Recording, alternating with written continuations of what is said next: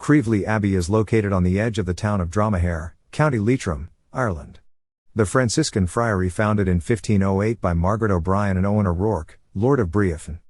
This monastery, of the Franciscan Third Order, was one of the last abbeys founded in Ireland before King Henry VIII dissolved all the monasteries throughout Ireland and England.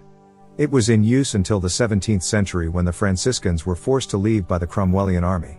The remains of this extensive friary include the church, the cloister and domestic buildings. The tower, which stands above the church, was converted for use as living quarters in the 17th century, and it would originally have served as a bell tower.